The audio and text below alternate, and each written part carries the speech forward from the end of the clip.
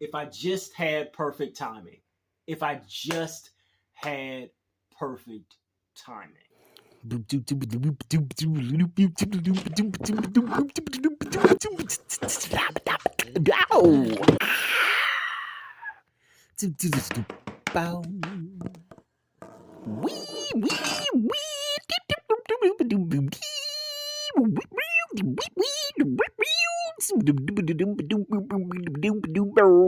Wow.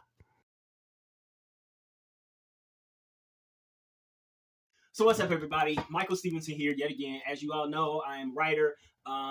Well, maybe you don't know. If you haven't checked out my other videos, please do. If you haven't checked out my intro to this channel, please do. If you haven't checked out my intro to the entertainment industry or these series of videos, please do, so that you can get caught up and you can understand where I'm going with some of these things and what I'm talking about, blah, blah, blah, yada, yada, yada. That is the rundown that I generally give. So I hope that you do, in fact, go and check out some of those videos. I'm still just starting out, so I don't have nearly as many as I'd like to.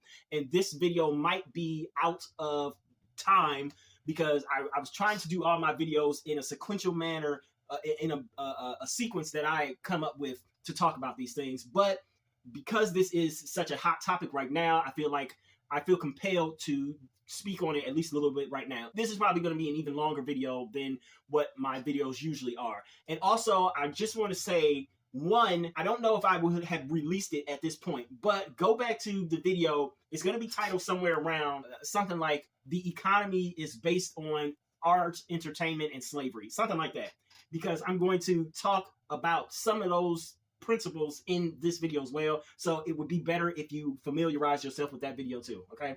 So talking about the quote unquote Nepo baby thing, what was my take on it? So let me first start out by saying that, again, if you go to my entertainment industry introduction video, then you'll probably hear some stuff about how I've been thinking about releasing all of these videos for a very long time, for years now, in which I was going to talk about the entertainment industry and how it is so different from what it used to be, and how it doesn't seem to be as good as it used to be, and why everybody seems to feel that way, even younger generations, and why things they're just not living up to our expectations these days.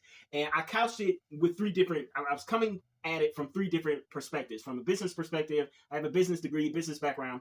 From an artist / entertainer's perspective, I am a writer. I want to be an actor, director, producer. And then from a consumer perspective. So I was going to basically try to hit as many of these topics from as many different angles as I could. One of the things that I was going to talk about is the Nepo baby or nepotism thing. Let me first start off by saying that when I said that I was going to talk about this way back in the day, I wanted to make these videos way back in like 2018, 2019, and really even before that. So I'm intrigued that it has become such a viral topic now. In that entertainment introduction video, I literally said that I thought that if I released the videos and nailed them in the way that they should be nailed, then probably a lot of these topics were going to go viral because they are so interesting to a lot of people. So I'm actually, weirdly enough, glad that the Nepo baby thing went viral, although I'm a little jealous too. I'll be honest with you.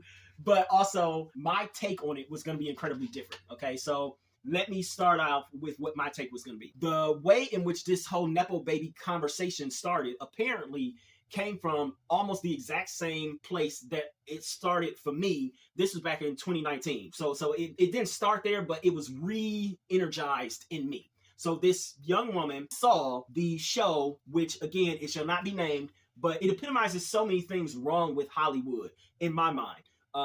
And I was going to make a big example of the show. Again, go to my introduction video to see why I'm trying to be as soft as possible with the show, because I know that, nobody likes criticism, even if it's constructive or good or whatever. And I'm also still trying to have a career in Hollywood. The show, which shall not be named, it was a show starring one person. But then this fan, she saw that, I guess this woman is one of her favorite actresses now, and she was disappointed to see that this actress on this show, which shall not be named, was a Nepo baby. And she griped over the fact that, she thought that the girl got it out of the mud, that she was this brand new face, brand new to Hollywood, all this stuff. And it saddened her that she wasn't. So let me first start there. is that my perspective on the Nepo-Baby started with literally the same actress on the same show, which shall not be named. My whole thing was different though, because mine was for posterity's sake. Now listen, I am a big proponent of making sure that we actually learn history in a way that is truthful and as honest as it can be. Like, yes, we can I guess sort of bend and meld history to our liking a little bit when it comes to telling fictional stories, but I feel like ultimately we do need to have a through line in history so that future generations know what was going on. One of my big things is to keep things a certain way for posterity's sake. Some of these things I'm going to say are very controversial. It is why I'm not against dead naming trans individuals, because to me, again, Elliot Page did not star in Whiplash. That was Ellen Page who did that. So again, for posterity, don't say that Elliot Page starred in Whiplash. It was Ellen Page who did that. And the reason why I say that is because of the fact that literally the movie Whiplash, for those of you who don't know, it's a 2009 movie about women in a roller derby. The movie was literally sold on girl power, on feminine power, on women coming into their own and being their own heroes. So when you then go back and you have no idea what the movie is, you weren't alive maybe to see the movie when it first came out, and you see that this movie was sold off of this thing, but then you see that, oh, well, hold on, there's a guy in it, and he's like the star of it.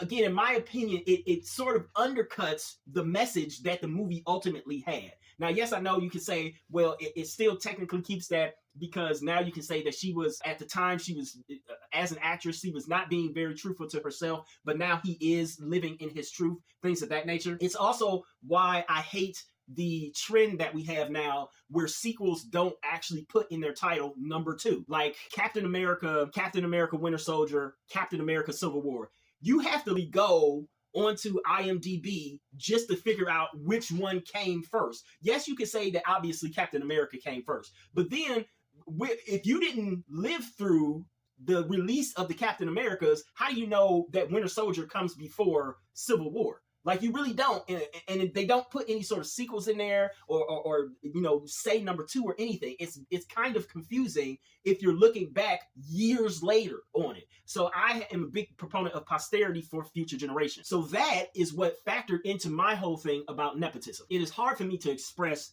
the weirdness of this from my end, okay? So what happened is that I'm watching the show which shall not be named, and before I start watching the show, I don't read anything about it. I don't know anything about this show. Nothing about it.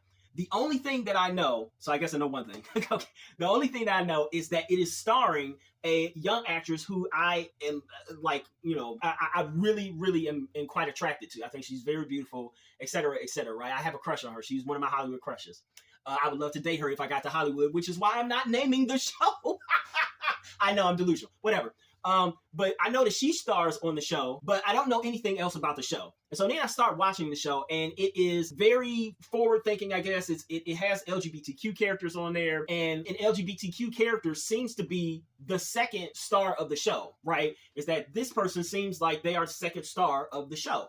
Well, when I sit there and I go to the credits because I want to know who this person's name is, what do I find? I find that the Nepo-Babies' name is listed there after the star. The credit star, and boom, they have in big letters, the star, the actual star actress's, her name. And then next they have the Nepo-Baby's name. The problem is that the Nepo-Baby is not the person, the LGBTQ character who I thought was the second star of the show. And in fact, not only are they not that character, but literally they are almost unimportant and appear very seldom, like actually have lines in the first season in the entire first season of the show. They don't have an episode dedicated specifically to their character in the first season. They very rarely even appear. If I'm looking at it, they were like the 9th or 10th most important character on the show. And so I'm just sitting here thinking to myself, what?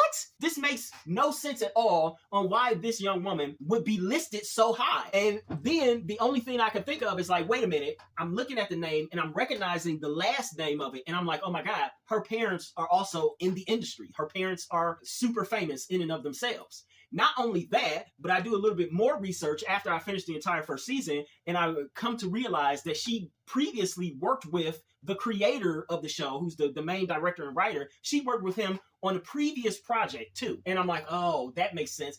But even on that project, I don't think she was. I feel like her character wasn't important. Like I just can't even remember her in that project either, because I also recently saw that and I'm like, it bothered me again because of the fact that for posterity's sake, if we are looking at this stuff in the future, and mind you, this wasn't even the future for me. I watched it like a year after the first season came out. I binge watched it. Even I was confused then. I was confused about who was who. The show did not say that they were billing by order of appearance, which is generally the only other way that they will show credits. They'll show them like, well, this is by order of appearance of the characters. So you know that when this person appeared, even if it was a janitor, they get their name listed super high in the credits. So no, this is like first build. This is, or basically the people who we think are important are getting billed at the top.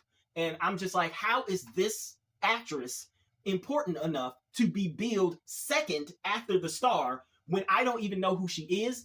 Outside, like I've never actually heard of her name, but I've heard of her surname, her family's name, and I know that her parents are super famous. So weirdly enough, that bothered me more. The fact that she was listed so high, that has bothered me more than almost anything else concerning the Nepo baby debate. And don't get me wrong, they can go back and, you know, change the order, the sequence of how all of these people are listed in the credits, et cetera, et cetera. But again, usually when I go in, I'm trying to check for, because I want to see, you know, like who these actors and actresses are, right?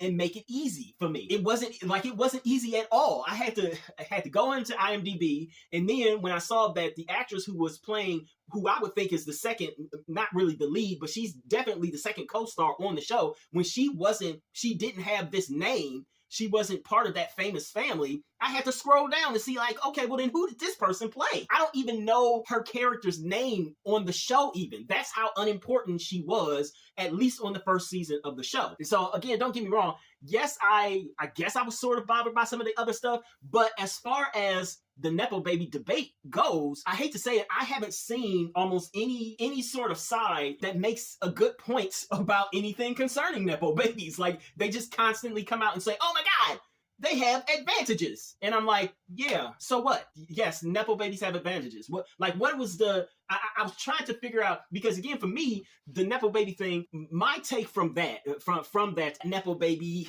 I guess, mishap was more so that it wasn't to chastise Nepo babies for being who they are or being related to who they are, but rather it was simply to say that, wow, we have a lot of them. Now, let me actually expand it and grow a little broader. This is also in some way, shape, or form why I have been so worried and why I have considered quitting trying to get into Hollywood, because I've been doing it for so long. Not only do we have the Nepo baby, I like to call them legacy babies rather than Nepos, right? So, you know, you have legacies like in college, you have a legacy. I like to call them that instead. Not only do you have legacies, a lot of legacies, but if you look around the entirety of the industry, or at least the acting part of the acting and directing part of the industry, roughly somewhere around 75%, super high number it seems, maybe even 80% of the entire industry can be categorized as being either a legacy and or a child star. Now, when I say a child star, what I mean in this case is someone who started their career before the age of 20. So I'm counting 18 and 19 as essentially still being a child star, even though, yes, I know that they are legal, but we all know that you in this industry play a teenager. You can easily play a teenager for like well into your 26, 27. Sometimes some people even play a teenager at 30. Pretty much the entire industry is one of those two categories. Almost every place you look, you either have a child star or you have a legacy. Look at just look at the Avengers and how they're constructed. Scarlett Johansson, Robert Downey Jr., I think even Chris Evans, all of them started basically as child stars or legacies. In Robert Downey Jr.'s case, he's both, right? In Robert Downey Jr.'s case, he was quite literally both. You have I almost call her Penelope Cruz. I don't know why. Gwyneth Paltrow. But anyways, you have a lot of people who are legacies or who are child stars who started super early. So then, of course, you have very few people who started as adults, especially as older adults. You just had Jessica Chastain win her first Oscar last year. And I believe her first film credit was listed at like 28. Which is like almost an ancient age when you get to Hollywood. You have very few people who start that late in life, and that's not even late in life. So that was my concern about the Nepo baby thing. However, when I'm looking at Nepo-Babies, on the one side, a lot of the debate over Nepo-Babies has been incredibly unimpactful to me. And I'll tell you why. So the reason why the nepotism or legacy thing does not bother me nearly as much as I guess it does other people is based on two, maybe three things. So the first thing is historically, and then the second thing is merit-wise. And both of them are somewhat structured on my other video, which again, it was on the entertainment industry and how our current economy is based on either the entertainment industry or slavery, right? Going back historically, I've already covered this in that video. We know that artists used to travel in troops. It was very rare for an artist or a troupe of artists to have something like a globe theater like Shakespeare. Shakespeare got so incredibly popular that he made enough money to build his own place to where, yeah, they could just always have this place. And he refused pretty much to travel, so I don't think he ever actually did any traveling. But the majority of the times throughout most of history, whether it's vaudeville, whether it is traveling circuses, entertainers, and we've seen this in like medieval adaptations of things, right? You see it on Game of Thrones. Actors have always had to travel. Well, who did you travel with but your own family? Like all the time. You kind of had to travel with them because you needed to make that money and you needed to make it on the road. So you went from city to city to city putting on these shows. And then once actors, of course, traveling together, they fell in love with other actors, with other people in the troupe, then had children with those people. Then those children, once they grew up to a certain age, they became actors themselves into the troupe. That was kind of how it always has been. And we never left that behind as a society. Now, even more importantly, though, nepotism as a whole, up until, I want to say maybe 200 years ago, nepotism kind of was the mode of operation, modus operandi that almost every business operated under and by and through. Picture this. You are a farmer in the 1600s or something. The likelihood of you having children and then they becoming farmers, or of your parents having been farmers, is super high. It's above, number one, it's way above 50%. It's somewhere around 70, maybe 80%. You look at almost all historical texts. You can look at the Bible, you can look at the Quran, you can look at other religious texts as well, in which they write about people and how they were interacting at these times, ages ago. And what you would find is that, number one, you'll find a whole bunch of lineages, right? A whole bunch of names in the lineage. But then you'll also find that a lot of people tended to stick to what their parents were doing. And it became a thing that went on and on, generation after generation after generation. And that was just the thing. That was just how they operated. Weirdly enough, what we do today is strange. If anything, nepotism is actually the norm, and how we operate in our current society is weird. But then on top of that, if you look at nepotism even greater, what you will find is that not only does it still apply today, but it is, weirdly enough, the entirety of our educational system, well, not the entirety of it, maybe at the very least, the top of our educational system, the higher learning, right? College and things of that nature, that is structured specifically to stop nepotism, or to try to cut down on the amount of nepotism that we've had historically. So again, picture this. You are a farmer. Your father was a farmer. Your grandfather was a farmer. They all farmed on the same plot of land that you currently live on. Your father is still alive. He has yet to fully hand over the farm to you, but you have your own little plot of land that you farm on. So you finally grow to a certain age to where your father or your mother, whatever, it's like, okay, we want you to take all of the product that we've grown and we want you to take it into the city to sell it, right? So you own your whole Jack and the Beanstalk thing. So you go into the city. While you're in the city, you finally see some people. You see a blacksmith. You see a silversmith. You see a pottery maker. You see a coiner, the people who actually make the coins for the kingdom or whatever it is that you live in. You see all these people and you go, oh, wow, wait a minute. That blacksmith or that coiner or that silversmith or that goldsmith or that pottery maker, whatever, that thing looks super interesting that they're doing. I would like to do that. How is it that they can do this and make money doing it? I really would like to do that. And so you can potentially go and learn from the potter how to make pottery. But as soon as you say, yeah, I want to make pottery and I want to open my own pottery shop, they'll say one or two things to you. They'll say, well, you can't open a pottery shop here because this pottery shop is already going to go to my own children. I'm going to leave it to my own children because naturally they're going to teach their own children how to make pottery. Or two, they're going to say, well, you can make pottery, You just can't do it in this city. You have to move to another city and make your pottery there and make sure that none of your pottery ever somehow gets into this city. Well, you were essentially limited because of the fact that everybody was doing nepotism. So you could not be a farmer. You could not be a farmer because all the other jobs, all the other skilled jobs specifically, were already taken.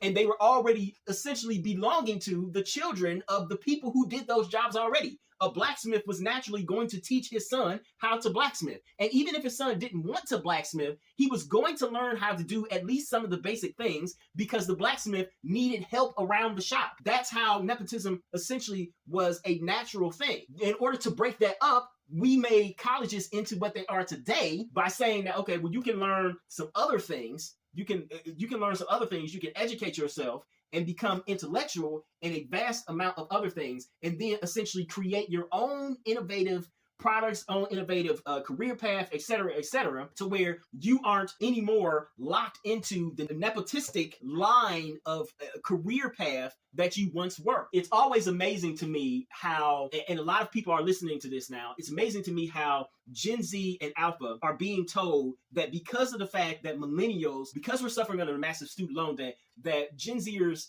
are being told that, oh, skip college and instead go to trade school. Get yourself a trade, and then you can make some real money. And, there are tons of trade jobs that need to be filled, et cetera, et cetera. But in a similar way to how I feel like older generations will always tell you that something is this way to the pot of gold. They never fully include all of the details in that yellow brick road to the pot of gold. So similarly to how baby boomers and Gen Xers told millennials, yeah, just go to college and you'll be guaranteed a good job. They're now saying, well, go to a trade school and get yourself a trade. When if you open your eyes, then what you will realize and see is that the majority of trades are still very nepotistic. They are super nepotistic. For a great many trade things, you will see I live in Northeast Ohio, so one of the things that we have is Blend & Sons. I think they do heating and cooling. But again, the whole Blend & Sons is a common thing that you will often see. Because it's like, okay, this is going to be a family business. So ultimately, yes, you may be able to get a job there, but you most likely are going to be dealing with a family who has had this business in the family for generation after generation. We have Calvetta Brothers. They're like a flooring place. Weirdly enough, now the daughter runs Calvetta, I believe. Even these trade jobs, I just read an article where this guy was talking about how, yeah, he works in one of the mines in Nevada. And then one of the other people who was like, yeah, I worked in a mine too. The thing that they don't tell you about this job is that, yes, you can earn $150,000, but all of the mines are controlled by families, and they really don't like to give these positions out to people that they don't know. You still have to be in a sort of nepotism, I guess, afterbirth, so to speak. I am really flubbing my words here, but you get the point. And don't get me wrong when I'm talking about the trade schools, when I'm talking about the trades, rather. I am not in any way, shape, or form giving any kind of life advice when it comes to that. I'm not trying to say people shouldn't go to trade school or anything like that. But what I'm saying is that, again, you have to remember that either path that you take or any path that you take is always going to have some aspect, some element of both not what you know, but who you know. So yes, you can take the route of either college or trade school. You will still need to know some people in order to really get a good job. And that is kind of where nepotism comes in. Most people, I just read another article that said that nepotism is still very alive and well, which of course we all know it is, and that men benefit from it the most because oftentimes men will get jobs from their pals, from their friends, or from family members. It's almost weird to me that people would think that, oh my God, this is terrible that people are getting jobs because of their family members and things of that nature. Which again, I understand where this has come from. I do, but I just don't find it to be nearly as offensive as I think other people do, like I said before. So then we go on to the other reason, the meritocracy thing that I mentioned earlier. So the meritocracy point of view, it kind of plays on two things that I've already mentioned in other videos. One, it plays on the idea of the limitations of the human mind, and then it also plays on the idea of the generational cycle that we are in. The whole idea of a meritocracy, as far as the generational cycle is concerned, since we are in the mode of believing fake stuff, everything is fake, and we actually prefer that, what is happening with the whole idea of the meritocracy is that for some reason, for some strange reason, a lot of people now believe in the fact that, which is not a fact, in the fiction that we have a meritocracy here either in America or in the West, or that there was a meritocracy throughout the world or something like that, when that has literally never been the case. It has never, not once, been the case. It's weird to me that I read a couple of years ago that Aaron Sorkin, you guys know Aaron Sorkin, he's the writer. He did movies, Social Network, The Firm, I think, or A Few Good Men. I think it was A Few Good Men, one of the Tom Cruise movies. Anyways, he was shocked when he was on some sort of panel at a college, I believe, years ago, and some black people, I think, asked him about the industry trying to be more inclusive. And basically, he was shocked to learn the best things don't always rise to the top, that cream doesn't always rise to the top, and that there are people who could potentially have some fantastic stuff, have written some fantastic stuff or whatever, but whose work is not being shared and or viewed and or read and or produced in the same rate or at the same clip as other people who are of a different race than the original creators. I would say, taking the race thing even out of it, there is very seldom even halfway of a meritocracy anywhere in the country. Yes, plenty of jobs, you can stay in a job based on what you know. But 9 times out of 10, you don't get that job based on what you know or based on what you can do. You get it based on who you know. Now, for the few jobs where there are like, oh yeah, we absolutely need this person to do this thing, etc., etc. I hate to say it, but if anything, AI and roboticism, it's not that AI and roboticism are going to replace specific sectors of our economy or of any one specific industry, although they will definitely replace those things too. But they're going to eliminate the idea of the last remaining bits of a meritocracy. Because again, if I own a company, for instance, and I have an AI assistant that can work out all the technical stuff that I don't want to do, which I can do technical stuff because, strangely enough, my mother, a black woman, is a STEM woman. She's been a computer programmer for years and years and years. So I have some familiarity with programming. But if I did own a business and I didn't want to do the technical stuff, I could just outsource that to an AI, and I wouldn't need to have to hire a systems manager or somebody like that to do those things for me, especially if I didn't know that person. I just wouldn't have to do it. I could rely solely on nepotism and hire the people that I want to hire and work with the people that I want to work with, instead of trying to find someone who is, yeah, they're very skilled, but I don't know them. I don't know their personality. I don't know how they're going to fit into the company culture, etc., etc. Nepotism has, I hate to say it, but it has always been generally the way that most economies have worked. And weirdly enough, we still do, in some ways and in some fashions, we still rely on that when we want certain things done in our lives. When we want our roof to be replaced, do we go with the company that's been in business for like 10 years? Chances are high that no, you probably aren't going to go with that company unless they give you a great deal on whatever it is that they're doing. Chances are great, though, that you will most likely go with the company that's been in business for 60, 70 years. It's probably passed hands from one generation of a family to another generation. People, like, there are more reviews and stuff. They've built up relationships with other people and with other companies. It's not that nepotism is a bad thing outright per se. What really comes down to is that when nepotism is literally the only thing, it's the only thing that gets someone into the door and then gets them to stay there in the job, then it's a problem. My thing is not to chastise these people for not having supposedly earned their place in Hollywood, but more so than anything, to make sure that they are constantly open to seeking out new and inventive creators that don't have the same sort of pedigree that they have and that they've been raised with. Okay, so again, if all that nepotism babies are going to do is come in and hire, because most people now are becoming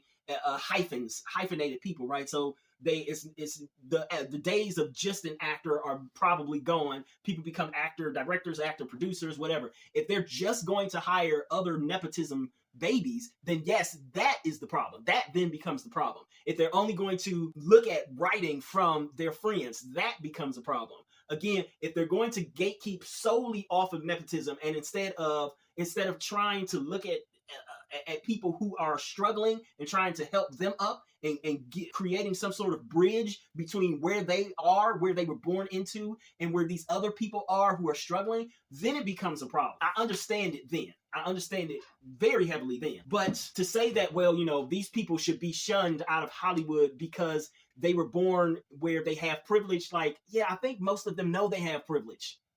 If they don't know that they have privilege, then they're just kind of dumb. So I feel like we kind of just need to touch on where exactly all this Nepo baby stuff came from to begin with, because let's be honest, yes, it was brought up again by the young girl who did a TikTok or a tweet about her new favorite actress on the show that shall not be named being a Nepo baby. But it really had genesis, at least for the most recent genesis, it really, I believe, had genesis in the whole college admissions scandal, right? With Lori Loughlin and Felicity Huffman, with all those people. And how long has that been? 5-6 years or something? I think back then it became in vogue specifically to look at rich people and say that are skirting the system to try to get their children benefits. I hate to say it, but that's just, that's just what rich people do. I feel like that's kind of what everybody would do for their children if we could. And see, I think that's one of the biggest, weirdest problems that I have with this whole Nepo baby debate right now, is that, number one, if these industries that are ruled or dominated by nepotism, if they weren't dealing in as much money and as much unfettered wealth as they are, we probably not only wouldn't have a problem with it, but we probably wouldn't even be talking about it. Again, as I said, the trade industry, once you graduate from a trade school, it is dominated by nepotism. Just look at the next plumber that you have. The next plumber that you get most likely is either going to be one of two things. It's going to be one of those corporate plumbers like Roto-Rooter or something like that, or it's most likely going to be a family-owned business. That's generally what it is. It's one of two things. There is no in between. If it didn't have so much money attached to it, and we weren't constantly seeing the salaries of these people, we weren't seeing them making millions, then we would have a completely different take on it. But also, and this is interesting because I think what is her name? She's a beautiful woman. Michaela somebody. She's a black woman. She did her own show on HBO. Was it Those Who Wish Me? No. I May Destroy You, I think it was. Yeah. She came out and she talked about the Nepo baby thing too. The interesting thing though is that everybody knows, or at least has some inclination, that look, if they were put into the position to where they have a little bit of power, they have a little bit of wealth, whatever, they probably would help their kids. And the thing is that if they're not going to help their kids, then that's kind of weird. Listen, I've always thought it incredibly weird that we have a bunch of these billionaires and stuff coming out these days saying that they're not going to leave anything to their kids. And it's like, listen, I get not leaving your children $1 billion, but if I'm being completely honest with this, saying that you're not going to leave your kids anything is basically the poor man's, it's a poor man's ideology. It is a poor man's ideology. When you look throughout the majority of history, I don't know why I keep saying literally. Sorry. If you look throughout the majority of history, most rich people, most wealthy people always had the idea of, you keep wealth in the family. You always leave your children something, even if you don't like them. So this weird sort of performative, I'm just like you all type of thing that super wealthy people are doing, it's very strange. It's very strange. Or this whole idea that actors have been doing for years is like, I didn't teach my kid anything about acting or about my process or anything like that, and they just gravitated toward it themselves, yada, yada, yada. That also is strange. I am not saying that you need to make sure that your child becomes an actor if you yourself are an actor. But what I am saying, though, is that as a parent, you should make sure that you can teach as much of what you know to your child, and then you let them decide what they do with that. So if you are an actor, sure, expose your child to acting, teach them acting. That doesn't mean that you're going to make it, that doesn't mean that you should become or are going to become a stage mom or dad, but teach them whatever skills you have. Same thing for if you're a plumber. Teach them whatever skills you have, and then they can become an even more well-rounded person. Maybe they do become a plumber. Maybe they do become an actor. Then maybe they do follow in your footsteps. But even if they don't, at least you've given them more knowledge than what they normally would have gotten. Don't just sit there and say, oh, no, I'm not going to do anything as far as my job because, I don't want to do. Like, come on. It's ridiculous. It's ridiculous. The whole nepotism debate, again, what are we debating here? I'm trying to figure out what the conversation really is supposed to be, because nepotism is everywhere. And you all know that you've probably gotten your friend or your family member or somebody in your life either a job or you help them in some way, shape, or form that another person outside would have loved that help, but they didn't get it. And honestly, it's fine. You don't have to make a habit of it so long as you aren't overlooking other people who are extremely qualified as well, or you're not being prejudiced against other people because they're not your family members, they're not your friends, whatever. So long as you're not doing that, I think that for the most part, it's okay. Yes, we have a bunch of Nepo babies in Hollywood. Yes, the entertainment industry, along with so many other industries, along with a lot of trade industries, even academia has some, I'm talking about like upper echelon professors and stuff. Even they have some bits and pieces of nepotism. It is something that is, I hate to say it, but it is far more natural than some of the systems that we have in place today, where everybody competes and nobody really, and there's supposed to be this pure meritocracy. We have never actually had a pure meritocracy. You can continue to try to think and believe that lie. I can't say Bill Maher was completely, or Bill Maher, I can't say that he was completely right, because even in sports, there is a certain level of nepotism. Bronny, LeBron James's oldest son, yes, of course, he is going to earn his spot on whatever professional team and whatever college team that he ultimately plays on. But nepotism is not just about, well, you are here because of a family or a friend member, but it's also about the fact that he was exposed to this type of life, this type of lifestyle, and to these kinds of skills earlier than quite literally almost everybody else around him. So he has an advantage over them because he's been exposed to these things. He has access to these things. He has, like, just think about it. Bronny has most likely access to the same gym, at-home gym, that his father has access to. Why would his father be like, no, you can't touch any of these weights? And that puts him at an advantage over other people who, it's some players who are going to come through who don't even have access to a gym. They just have, access to one chain link basketball hoop in a city park somewhere. It is okay to acknowledge that, yes, you are a Nepo baby and that you have had advantages over other people, just like it is okay for other people to say that, listen, this person is a Nepo baby, so they might not be here specifically based solely on their merit, but they are here now. We should make sure that all of us are going to be able to work together. And then whoever is, yes, Nepo babies, they got their foot into the door, but whoever is working the hardest and who's putting in the most efficiency, who has the most efficiency in whatever it is that they're doing, they should start rising to the top. Does that really sum up what I wanted to say on the topic? Probably not. I might make another video about this, but again, it's weird because this is one of the things that I mentioned too, is that one of the things I mentioned in my intro video where I'm considering giving up this whole thing is because my mind, I don't know, it bubbles. It's just like a weird stew. I know exactly what I want to say, but then as soon as I get in front of the camera, specifically in this room to start recording, the words leave me. They just escape me, and I don't know why it is. It's not me being camera shy. I just have no idea. I don't know. So I know this was yet again a long ramble. I don't have any sign off, but I hope that you guys understood what I was trying to get at. Hey, everybody. So while I don't have an official sign off yet, I guess I should do the whole please like, comment, share, and if you so desire and you want to see more, subscribe. But more importantly, I will ask that you please go and purchase one of my books. They are mostly ebooks, and pretty much they are all under $10. See if any of my work is actually any good, if it lives up to any of the things that I'm talking about here on my channel, specifically with the entertainment industry videos. So please go purchase my books. All of my links are down below. Thank you.